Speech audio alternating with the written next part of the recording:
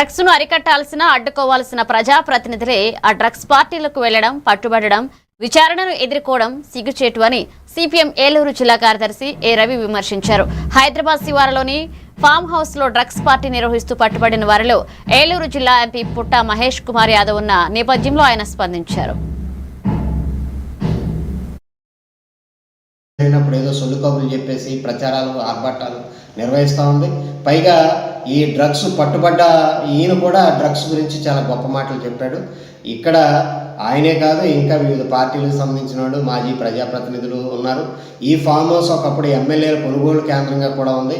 అంటే ఒక నేరామయమైనటువంటి ఆ ఫామ్ హౌస్లోనే ఈ నేరానికి సంబంధించినటువంటి ఈ పార్టీ కూడా జరిగిందనేది కనబడుతుంది. పైగా తుపాకులతోటి స్వైర విహారం చేయటం, మద్యాన్ని సేవించడం, కొక్కైని సేవించడం, ఏమిటి అసలు ఏం సందేశాన్ని ఇవ్వాలనుకుంటున్నారు వీళ్ళు ప్రజలకి? ఏళ్ళైనా ప్రజాప్రతినిధులు ఇంత హీనంగా అనైతికంగా వ్యవహరించే వాళ్ళ ప్రజాప్రతినిధులు.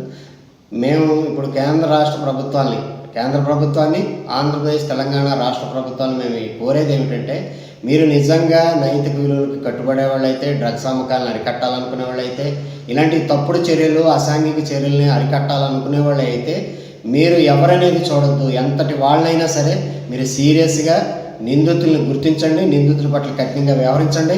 ఇక్కడ మళ్ళీ మా పార్టీకి సంబంధించిన ఎంపీని, లేకపోతే మా కూటమికి సంబంధించిన ఎంపీని తప్పించాలనేటువంటి ప్రయత్నాలు జరుగుతున్నట్టుగా కొన్ని మీడియాలో వచ్చే వార్తలను బట్టి అర్థమవుతోంది.